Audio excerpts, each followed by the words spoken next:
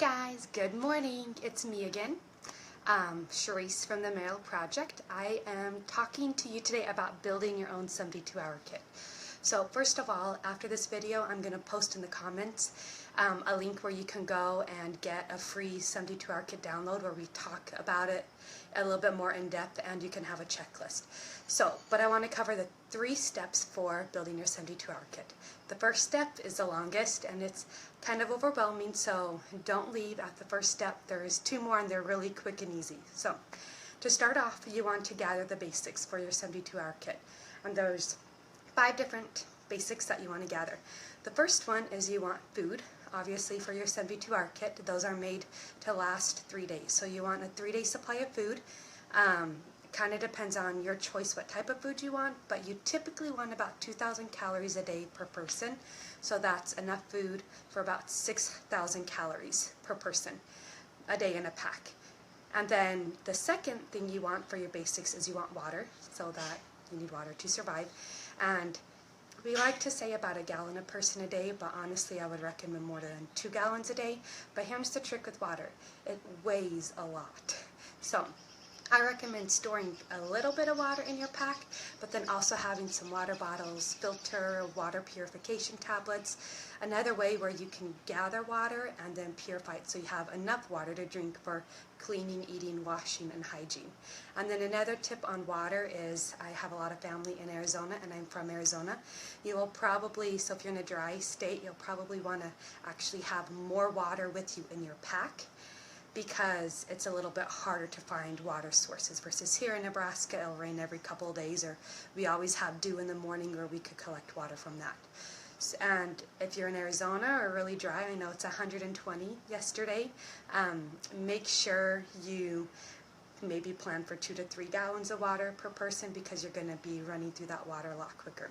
So we've got food, we've got water. Next you want is shelter. So how are you going to protect yourself from the elements? From the wind, from the rain, from the heat, from the sun?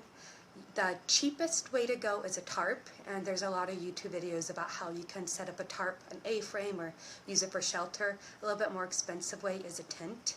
And those are some different ways that you can use for shelter, but you want to be able to protect yourself from something in case you're not actually going to be able to be in a house or something like that. The fourth thing is you want fire, heat, and light. So fire can obviously be used for cooking. It is a good heat source, but not only that is if you're lost or something, you can use it to help people find you by smoke signals or stuff like that. Fire will also allow you to purify your water because you can boil it. And you want heat. If I'm in Nebraska and we're having to walk a couple miles or something, we'll want to stop and get warm. My kids get warm. And then you also want light. So fire can supply light at night, and it can also keep some animals away, but also recommend having a flashlight with extra batteries. And a tip with that is you want to store the batteries and the flashlight not together in the same place, because the batteries can sometimes corrode inside the flashlight. And you want the batteries, I usually put them in a Ziploc bag. You want to make sure they're waterproof so they don't, get wet or anything like that.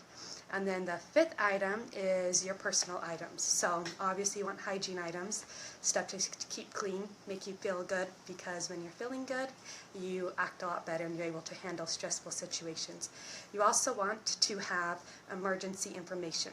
So you want copies of your insurance cards or driver's license. You also want maybe phone numbers for people that you can contact either in the state or out of state. And then I also recommend having a map of the area in case they say go to this place for supplies. You can know how to get there if you don't have a car or something. So the first step of 72-hour kits is you want the basics, and really quick. That's food, water, shelter, fire and light, and personal items. So that's the biggest step, the longest step, but head on over to the link that I'm going to post after this video and you can download a free 72-hour kit guide. It's a lot of pages, but at the very end there's a checklist that you can go through and make sure you have everything. So the second step is storing. How are you going to store your 72-hour kit? A lot of people like to store theirs in backpacks. Typically the bigger backpacking backpacks are really good. If you have kids, I like to buy the preschool size backpacks and throw in some clothes or a couple of toys, something that they can carry as well. I've also seen people stored in buckets, in 5-gallon buckets with handles. I've seen them stored in big plastic bins. But the best idea that I kind of like that we might switch to is a rolling ice chest. So a big ice chest on wheels. So you can lift it up if you need to, but you could also roll it wherever you need to go, especially rocks and stuff. The bigger wheels will help you go over that. And so those are some different ideas for how to store your 72-hour kit. The best thing is what's going to work for you and what you're actually going to use. So what are you going to store it in, and how are you going to store it? Where are you going to store it? Everybody's house and living situation is different, so you kind of want to figure that out. And then the third step is rotation. The food, obviously you're going to want to rotate out if you need to. Some food lasts longer than others. You don't want to be having a long day and going to grab some food and it be moldy or stale, or you're willing to eat it but your kids really don't like it. So you want to make sure you rotate out food that's fresh and make sure it's updated to what kids are eating. We have a baby. When we did our 72-hour kit 6 months ago, we had to put formula in it, but now she doesn't drink bottles anymore. So take out the formula, put more food in it for her. And also you want to rotate your clothing. So if you live in a colder climate, you want to make sure you have warmer stuff in the winter, cooler stuff in the summer. And same with if you're in the summer, sometimes I know in Arizona you actually want to have some good wicking hats and long sleeve shirts to protect you from the sun. So make sure your clothing is rotated out. And the final thing about rotation is your batteries. I talked about that before, but if you're going to use them, make sure you test them out and they're working. We had a storm just a week ago, and my sister-in-law is staying at my mom's house, and they were gone. And the electricity went out, and they could not find any flashlights anywhere. And by the time they found a flashlight, the batteries weren't working. So then we had to go search the house for batteries that worked for them. So make sure your batteries are actually working in the 72-hour kits that you do have. So those are the 3 things.